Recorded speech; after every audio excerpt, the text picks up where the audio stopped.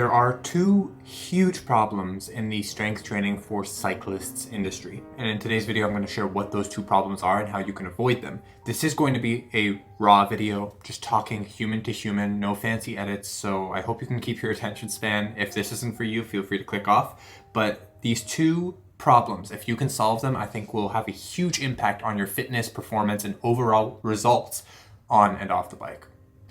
My name is Elie. I'm a strength coach for cyclists. Let's dive in. Okay. First problem in our industry is overcomplicated movements for undertrained athletes. And what I mean by that is, before you can progress any movement or do any kind of complication, you need to start with the foundations. So, for example, on Instagram the other day, I was scrolling and I came across a cyclist's lower back pain exercise. I'm like, what could this be? Because I'm like, I help cyclists with lower back pain to stop being in lower back pain. And I don't use anything fancy. It's just the basics. And so I was like looking, I'm like, what is this really? And it was I actually wrote it down, single leg dumbbell foam roller supported Cossack squat with a tempo change and an explode on the way up. I'm like looking at this, like, what the heck? Who can do this? Like, even me, I've been training for over 10 years, strength training in the gym for over 10 years, and I'm like, this is complicated. Now, complicated movements are not a bad thing at all, genuinely. But you must be ready and able to do them. If your central nervous system, if your body, if you, as a human, are not adapted and ready to be able to expose your body to that kind of stimulus, then they're actually more dangerous than they are beneficial. For the vast majority, and when I say vast majority, I'm talking like 95% of people watching my channel, a single leg dumbbell Cossack foam roller squat to explode, whatever it is not going to be beneficial for you if you haven't mastered the squat, mastered the deadlift, been able to isolate and actually work single leg movements, use the foam roller, manipulated tempo. The basic fundamental movement patterns must be mastered before any complicated stuff is added. And that's where intentionality comes into play, meaning you must have intentionality behind everything that you do. Because the second problem, biggest problem for strength training for cyclists is the bodybuilding style approach. Here's the thing with bodybuilding, it's not a bad thing. Again, like, these things aren't bad. But when I say problems, they're not bad in and of themselves, they're just not beneficial or ideal for you as a cyclist and performance-oriented goals. That being said, if your goal is to improve as a bodybuilder or train your physique and get stronger in the gym and master these kinds of movements and like fill out your shirt a little bit more, that's a whole different story. I've been there. I trained like that for 6, 7, 8 years. But if the goal is performance on the bike, bodybuilding style will only get you so far before you see diminishing returns, you plateau, and you begin to wonder, why am I not actually improving on the bike? And it's because the bodybuilding style of periodization, and I'll explain what I mean by that, is only gets you so far. So periodization is just a fancy word for the long-term plan you have for your training. If you don't have a long-term plan, it's probably wise to start thinking of one or putting one together. You can chat GPT it, you can work with a coach, but essentially you want to have a plan for how you'll progress your training over time. So for example, when I work with athletes, the first 4 to 6 weeks, especially in a new season or for an athlete who's never been in the gym before, first 4 to 6 weeks, we are doing the basics. Like I just said, fundamental movement patterns, introducing their body and taking them through what we call anatomical adaptations. A fancy way of saying you are exposing your body to new movements so that your body can get used to them and you can start mastering the technique. Great.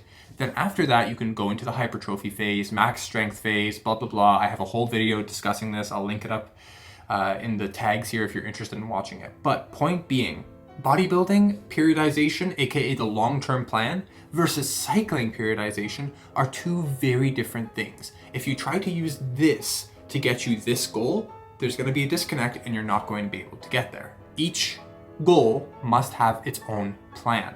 If you're interested in learning more about this, I do have a document that I put together. It's quite a long one, as you can see. It's called the Lean Cyclist Blueprint. It is 64 pages of pure information to help you as a cyclist get stronger and faster, leaner without dieting and without spending tens and tens of hours a week of training on the bike. And by the way, if you want the doc, DM me Blueprint on Instagram. It's completely free. I will send it your way. Just DM me the word Blueprint at Elie Samaha, ELIE send it your way. And part of the pillar that we use that in this method, it's called the leverage training method, that we use is strength training. And it's important. It's really important to master the fundamental movement patterns: push, pull, press, squat, hinge, lunge, rotary stability, and the phases of strength training for you as a cyclist, not as a bodybuilder.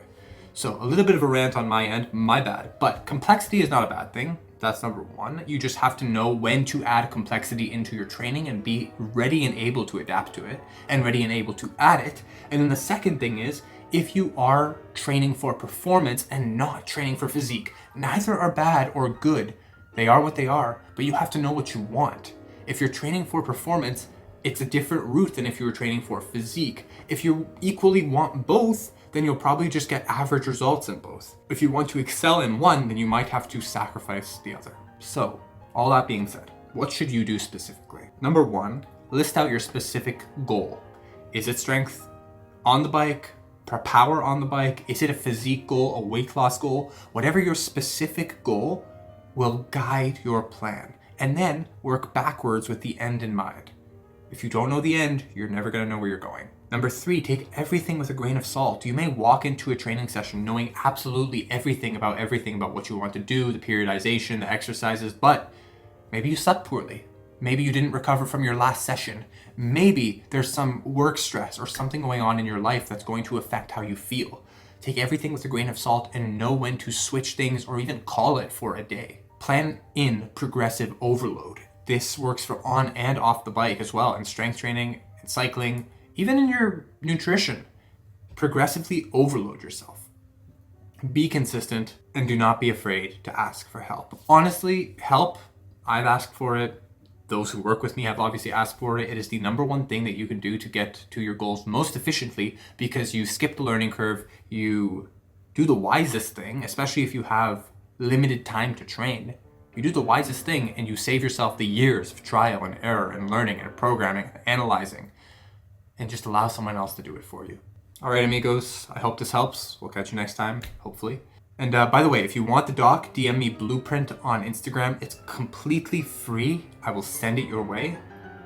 Just DM me the word Blueprint at Elie Samaha, ELIE SAMAHA. Send it your way. Catch you next time, my friends.